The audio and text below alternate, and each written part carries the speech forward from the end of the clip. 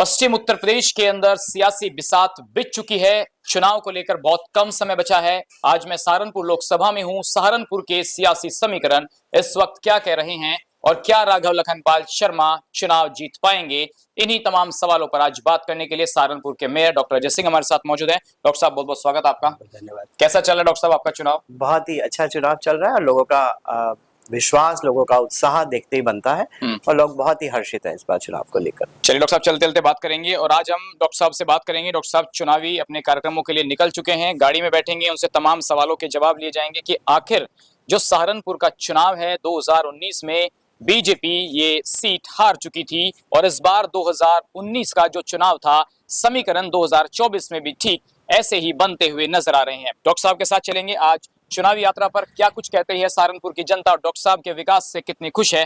चलिए तमाम सवालों के जवाब लेंगे। तो करते हैं बातचीत की शुरुआत। चुनावी सफर पर हम निकल चुके हैं। डॉक्टर अजय सिंह इस वक्त हमारे साथ मौजूद है। डॉक्टर साहब, 2019 का चुनाव और 2024 का चुनाव, क्या डिफरेंस देख रहे हैं आप?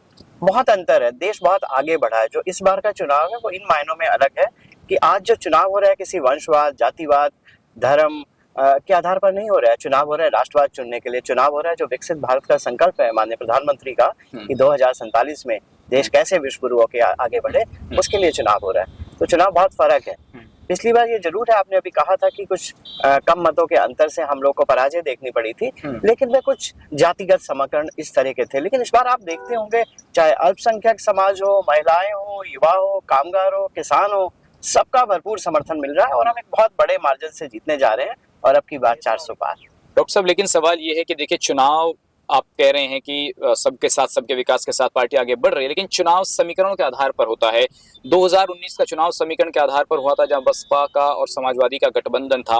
वही गठबंधन इस बार फिर है। बसपा से दलित मुस्लिम के समीकरण बनाए जा रहे हैं। एक तरफ इमरान मसूद है, राघव लखनपाल शर्मा है, वही समीकरण बनता हुआ नजर आ रहा है। अगर मुस्लिम डिवाइड नहीं हुआ, आपकी पार्टी को ये चिंता है, तो कहीं ना कहीं राघव लखनपाल शर्मा के लिए चुनौती नहीं मानेंगे आप? देखिए, अगर इस तरह के आप समीकरण देखें तो कभी भी मुस्लिम आधारभूत वोटर नहीं रहा है भारतीय जनता पार्टी का। लेकिन अगर पिछले 2 चुनावों को देखें, पीढ़ी बदली है, युवा बदला है। इस देश के युवा ने वह चीजें देखी हैं जो उसकी कल्पना थी, जो उसका सपना था। तो एक तीसरा जिसको कहें कि पार्टी, राजनीतिक पार्टी की तरफ में, एक राष्ट्रवाद की राजनीतिक पार्टी की तरफ भाजपा उभरी है और बहुत बड़ी संख्याओं में, चाहे 3 तलाक का विषय रहा हो, चाहे उनको सुरक्षा का विषय रहा हो, चाहे हर घर पे छत हो, चाहे कितनी भी योजनाएं हो, वह धर्म के आधार पर नहीं दी गई। और युवा ये बात समझ रहा है, पढ़ा लिखा व्यक्ति ये बात समझ रहा है।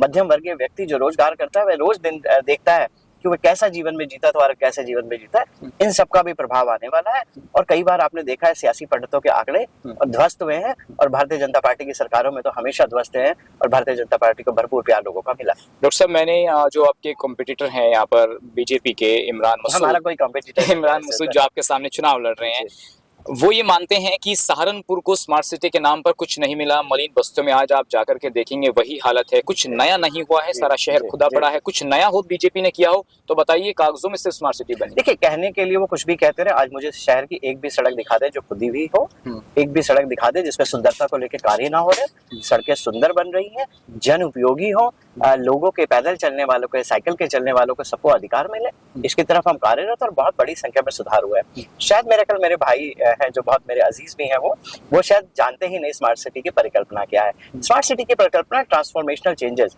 जब अर्बन डेवलपमेंट हो रहा है, लोग गाँव से शहर की तरफ आ रहे हैं, हमें वह शहर विकसित करने हैं जो सभी सुविधा से युक्त हो, जिसमें ऑडिटोरियम हो, जिसमें लाइब्रेरी हो, जिसमें महिलाओं के रहने के लिए हॉस्टल हो, जिसमें बुजुर्गों के रहने के लिए जगह हो। और ये सब चीजें स्मार्ट सिटी में निर्मित हो रही है। जब उनका इच्छा वो आए, उनका स्वागत है, हम उनको सब चीजें घुमा के दिखाते हैं।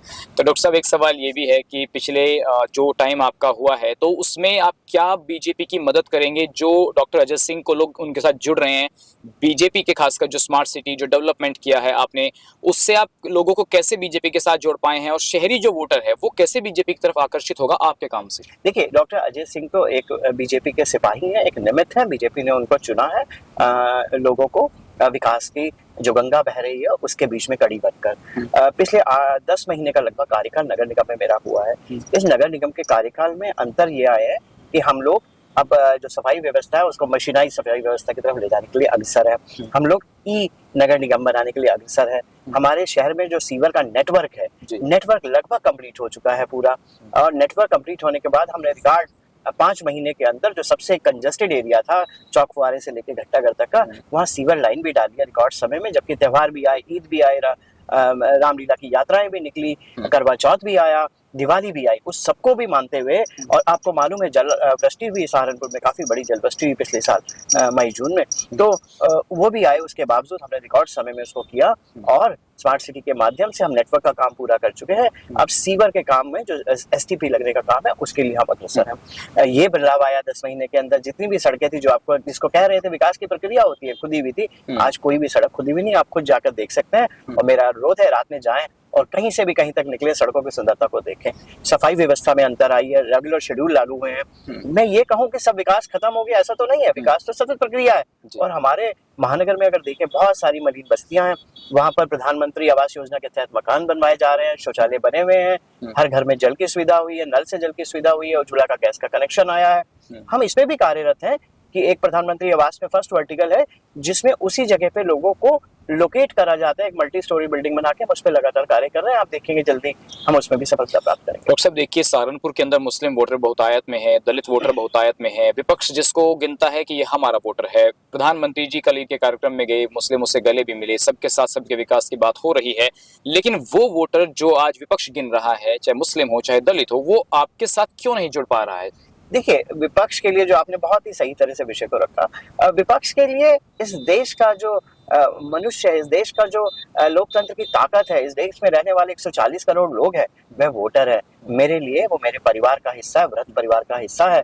और मेरे लिए उनका विकास वैसे ही आवश्यक है जैसे किसी दूसरे का विकास। वह जाति, धर्म, भाषा, संप्रदाय और रीजनलिज्म जो लगातार चलता था। और आप देख रहे हैं इसके कारण से प्रधानमंत्री चाहे नॉर्थ ईस्ट में जा रहे हैं, चाहे सुदूर तमिलनाडु में जा रहे हैं, अपार उनको प्रेम मिल रहा है। तो इसलिए कि हम उसको वोटर नहीं मानते, हम उसको 140 करोड़ अपनी क्षमता मानते हैं। उसको 140 करोड़ की माँ भारती के क्षमतावान पुत्र और पुत्रियां हैं जो देश के लिए काम करते हैं। और इसी क्रम में हम उनसे वोट का अनुग्रह भी करते हैं। बहुत ज्यादा ऐसी बस्तियां हैं जहां पर आप जाएंगे मुसलमानों में जो विकास की दरकार आज भी उनको है, दलित बस्तियां हैं आज भी जो कहते हैं कि हमारे यहाँ विकास नहीं पहुंचा है। तो आपको लगता है कि उन क्षेत्रों में बीजेपी के लोग तो खड़े हो गए हैं, लेकिन वो विकास वहां तक नहीं पहुंचा है जिसके आधार पर आप 2024 वोट मांग रहे हैं? इस बात को मुझे स्वीकार करने में कोई दिक्कत नहीं है। जब बाबा साहब ने देश का संविधान लिखा तो उन्होंने कहा हर व्यक्ति के सर पे छत हो, हर व्यक्ति को खाना मिले, चिकित्सा मिले, शिक्षा मिले, व्यक्ति का अधिकार मिले।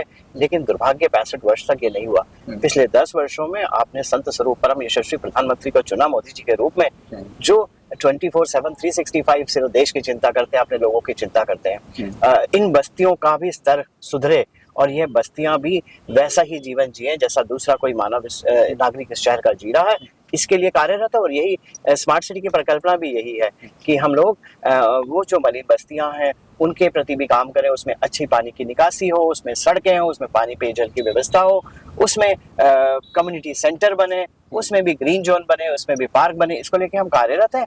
और ये जो प्रक्रिया है हमने दृढ़ मन बनाया है। जब माननीय प्रधानमंत्री ने संकल्प लिया है विकसित भारत का 2047 तक मां भारती को परम वैभव तक ले जाने का, उसके निमित्त हम कार्यरत हैं। डॉक्टर साहब देखिए, जो आपका पेट वोटर माना जाता है, जिस पर आप पूरा अपना बीजेपी का जिक्र करूंगा कि अपना अधिकार जमाती है, मैं पिछले 8-10 दिनों से उस वर्ग में भी एक बेचैनी देख रहा हूँ जो हिंदू वोटर है आपका, उनके अंदर एक उत्साह नजर नहीं आ रहा है चुनाव को लेकर। अब आप ये कहेंगे कि नहीं, वो जब वोट डालने जाएगा तो वो कमल का बटन ही दबाएगा, या विपक्ष को लेकर भी लोगों के मन में कुछ सवाल है कि नहीं, इस बार बीजेपी नहीं किसी और को मौका दिया जाए? देखिए, कहीं विपक्ष दिखाई नहीं देता। अगर आप देखें, आप खुद भी देखें, भारतीय जनता पार्टी लड़ाई लड़ रही है 400 पार की और विपक्ष लड़ाई लड़ रहा है 100 बचाने की। और इस 100 बचाने के क्रम में क्या क्या करे चले जा रहे हैं वो आपको बड़ा हास्यास्पद सा भी लगता है कि एक हफ्ते के अंदर ही 5 बार 4 बार अपना कैंडिडेट बदल देते हैं। आज आजादी के बाद की देश की सबसे बड़ी पार्टी को लोकसभा के चुनाव लड़ाने के लिए लोग ही नहीं मिल रहे हैं। उनके अपने ही लोग परिवार में मना कर दे रहे हैं, उनके अपने ही खास लोग लोकसभा चुनाव लड़ने को मना कर दे रहे हैं। तो कहीं ना कहीं उन लोगों से चूक हुई जो उन्होंने इस देश के लोगों को वोटर समझा, इस देश के लोगों को धर्म जाति के आधार पर बांट के रखा। हाँ, मेरा प्रधानमंत्री कहता है कि देश में 2 तरह के धर्म हैं। एक धर्म है गरीब और एक वह है जो गरीब की मदद करता है। नर और नारायण मानते हैं हम उनको, नारायण सेवा करने के लिए, हम नर की सेवा करने के लिए है। तो ये बहुत बड़ा एक विचारों का फर्क है और ये विचारों के लिए लड़ाई हो रही है।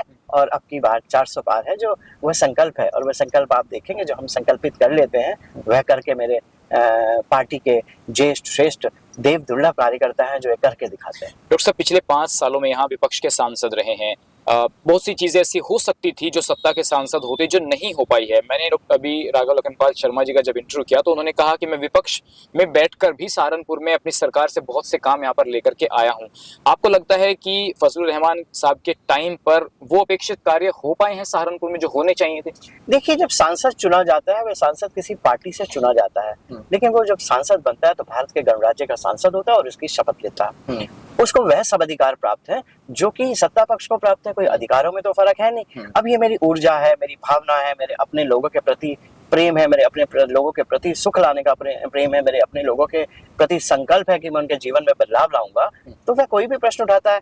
अब क्या रहा क्या नहीं रहा ये तो जग जाहिर है, इसमें तो विषय आज मेरे ख्याल नहीं है, लेकिन हाँ बहुत चीजें आ सकती थी। आप देखिए ना, पिछले 5 वर्षों में देश कहाँ पहुंच गया, और जिसकी कल्पना भी नहीं कर पाते थे आज देश उस दिशा में चल पड़ा, और वह देश में दिखाई दे रहा है, जमीनी रूप से दिखाई दे रहा है। तो वह हम उससे सहारनपुर कुछ अछूता जरूर रह गया, इसकी चीज की मन में कसक जरूर है। जब देश में 2 विधान 2 संविधान नहीं चलेंगे तो मेरे सांसद की उंगली नहीं उठी। जब 3 तलाक की बात आती है तो मेरे सांसद की उंगली नहीं उठती है। जब देश में नई शिक्षा नीति की बात है तो मेरा सांसद अपना विचार, अपना विमर्श, अपना मंथन में हिस्सा नहीं लेता है। जब देश में विकास की बात आती है तो मेरा सांसद हिस्सा नहीं लेता। तो मन में कसक तो रहती है कि मेरा प्रतिनिधि मैंने चुना और वह देश में जब महायज्ञ हो रहा था उसमें उसने अवधि नहीं दी। ये सवाल मैं इसलिए पूछ रहा हूँ कि बहुत से लोग कह रहे हैं, देखिए कैराने और सहारनपुर में जाकर के प्रचार कर रहे हैं कि देखिए मोदी जी सरकार तो बना रहे हैं लेकिन आप अपना सांसद भी चुनिए। उससे क्या होगा कि जो सत्ता के सांसद हैं वो काम कराने में ज्यादा अच्छे से उसको काम को करा सकते हैं, जबकि विपक्ष के सांसद के पास सिर्फ अपनी 5 करोड़ की निधि होगी। उससे क्या विकास क्षेत्र का होगा? बात ये नहीं है, बात ये है कि विपक्ष और पक्ष में अंतर क्या है। पक्ष जो है भारतीय जनता पार्टी, जो आपने स्वीकार कर लिया पक्ष बनने वाला है और वह 400 पार के आंकड़े से आने वाला है, तो वह एक विचारधारा के साथ काम करता है। एक उसमें सिस्टम है जिसमें काम करते हैं और उस सिस्टम के तहत आखिरी व्यक्ति तक विकास को ले जाने का प्रयास करते हैं। विपक्ष तो चित्रा बितरा सा रहता है, कभी बाहर खड़ा हो जाता है, अजीब अजीब काम करते हैं। कभी आपने देखा जो विपक्ष के बड़ी पार्टी के नेता हैं वह खुद ही वीडियो बनाने लगते हैं। कभी वो प्रधानमंत्री जैसे पद पर तरह तरह के आरोप लगा देते हैं, तरह तरह के गलत शब्द यूज कर देते हैं। देश ने ये इतिहास में देश ने चुना कि एक वनवासी महिला को आपने राष्ट्रपति के पद पे बैठाया, वो उसकी गरिमा को भी नहीं समझते हैं। तो पक्ष और विपक्ष में तो बहुत फर्क है। तो पक्ष विपक्ष में तो मेरे ख्याल लगता है कि अभी उनको बहुत कुछ सीखने की जरूरत है लोकतांत्रिक व्यवस्था में, तब वो वहां तक पहुंचेंगे। डॉक्टर साहब देखिए, चलिए मेरा अंतिम सवाल आपसे ये है कि बीजेपी के जो समर्थक हैं राघव लखनपाल शर्मा जी के, वो लाखों से जीत बता रहे हैं। पिछली बार का चुनाव और इस बार का चुनाव देखिए तो काफी हद तक कुछ चीजें सिमिलर नजर आ रही हैं। तो आप लाखों में मानेंगे जीत को या हजारों में मानेंगे, या कहेंगे कि अभी नहीं, मुकाबला काफी टाइट है? देखिए सचिन भाई, आप बड़े युवा पत्रकार हैं, मैं एक बात बताऊं, आपने देखा पूरे देश में अनेकों बार ये हुआ, जो संख्याओं का आकलन करने वाले लोग हैं वह संख्याओं के हिसाब से, जातियों के हिसाब से कोई मूल विचार चला आ रहा होता है और पुराने इतिहास को उठा के उसके हिसाब से गुणा भाग लगाते हैं। लेकिन मैंने आपको एक स्पष्ट रूप से बताया, 10 वर्षों में देश बदला है, देश आगे बढ़ा है, देश का विश्व में गौरव बढ़ा है। तो क्या ये संभव था?